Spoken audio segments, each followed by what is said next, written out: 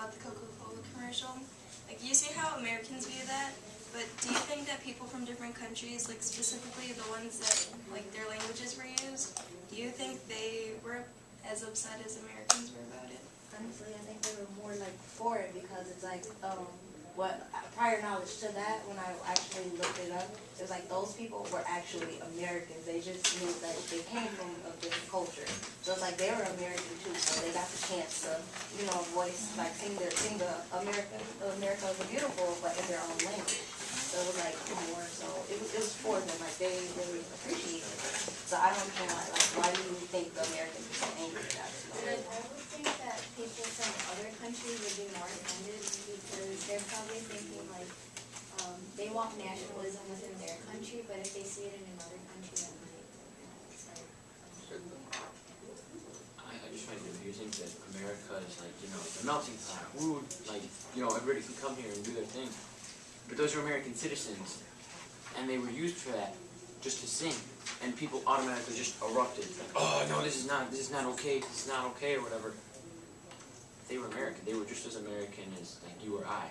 I think what's going on with what Paul's saying is like he's using that sarcasm purposely, like are people only part of your country when it's when it's an advantage to you? Like, why is it such a big deal that we're using these people as an example when you don't mind when they do like the lower like paying jobs or stuff like that? Like, people don't complain about those things, but they do complain about when it comes to like nationalize.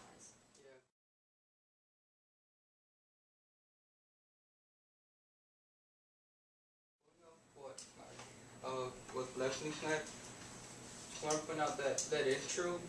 Many people use their nationality as an advantage only when it's for them, not when it's against them. And really, like, people don't take that in mind. Like Leslie said, like with the low-paying jobs and the jobs that nobody wants to do, nobody complains about that. They leave that's the low-class people to do those jobs, and yet they complain about simple songs that got translated into another language.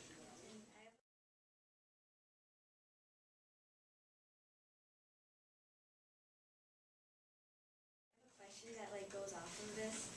Based off of the videos, is it safe to say that it's okay for America to be a diverse nation, but it's not okay for us to publicize it and make it known? I think it's just hypocritical of the American people to do that. If we want everything to be, you know, equal in America, but they also feed for diversity, like in the schools and everything. I guess that, you know, at least the commercials could have diversity to show America that even though you're from different places, we're still all united as one. And that goes along with the fear video because as like they say, like even with the Mexican dude, like they say that like he asks like, oh, like when did you come over like illegally and stuff like that. But just because someone's Hispanic or just because someone's this type of race, it doesn't mean that they had to come illegally. It doesn't mean that they have to have a low-paying job or that they took your job. Like they could have easily been born here and like been like citizens. But going along with that, like that's like how we at first we talked about narrow-minded like stereotypes and stuff like that. How do you think that like his sarcasm, do you guys believe that it helped prove points and like actually like allow those people being like victimized to like express their opinion? I do. I think it brought out many issues, and it also solved them in a way, but in a comical way. It wasn't to offend anybody. It was just done so that people in America are aware of the issues that are going on. And by using humor, he was able to make like a really big political issue. Like those were big political issues, except for robots and bears. Those weren't. But the other, what, 3? Mexican, gay, and Muslim guy. Those guys, they faced discrimination. And the fact that he was able to say that, but he was able to say it in a humorous tone, it was a little more, yeah, it was like easier to talk about. Yeah, I feel like he had more of an influence on people to express their opinion, because people can be like stunning and say like, oh yeah, I agree all along for gay rights, but like when he's saying something like to make like their true feelings, and they can agree with him, be like, yeah, why, like, it shows, like, the amount of discrimination that happens in American society that we don't really see.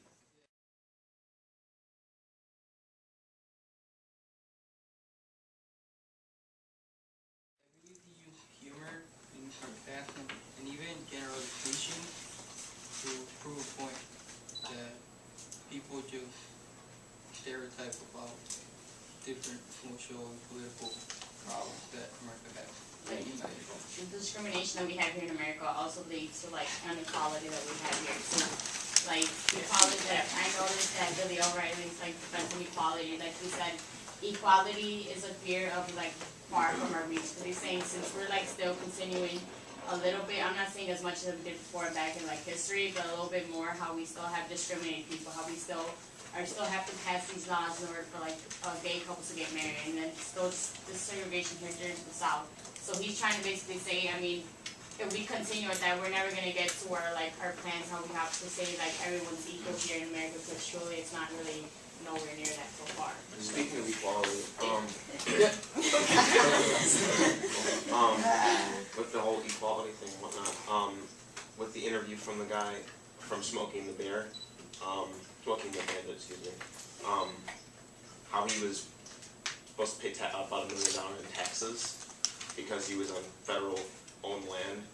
Everyone was like on his side and all that. They were all rallying because we've all been, all our parents and people have been there. They have to pay heinous amounts of taxes, and we found out he was a raging racist. And it was like, oh, so we're supporting a racist, but should we?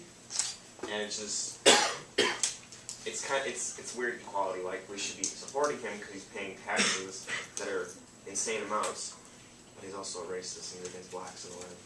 Yeah, I guess it just depends on how you take the criticism, how you take the humor, like in yourself. If you're gonna talk about these certain things, or you're gonna go at people's races, if you're gonna go at these things, it's like, how are you gonna receive that? How are you gonna take it as a person paying taxes and like supporting us, or a person that's like being racist? And that's just the thought, because black people were probably on his side too, helps, on the front line supporting him and rallying him, whatnot, with the taxes and whatnot, because they've probably been there too.